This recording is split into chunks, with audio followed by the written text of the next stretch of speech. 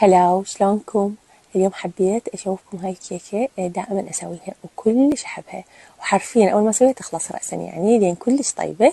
سويتها بالبايركس، خليت بخلاط العصير كوب شكر، كوب زيت، كوب ونص مي، وخليت 4 ملاعق كبيرة حليب باودر و4 ملاعق كبيرة كاكاو باودر، وخلطتهم زين. وبعدين فرغتهم بكاسة، خليت عليهم بيضتين وفانيلا سائلة أو يعني كيس. إذا باودر فخليه كيس واحد، إذا سائلة خشبة الشاي شوية. خلطتهم زين وبعدين ضفت عليها كوب ونص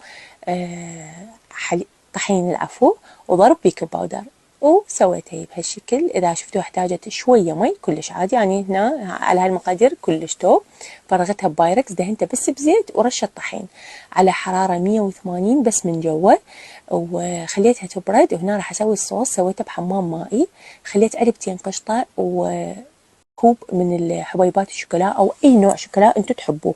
خليته بالحمام المائي هيك مثل ما تشوفون أو بالمايكرو، وغطيتها بيها وبرشت شوية كاكاو لي فوق وبس.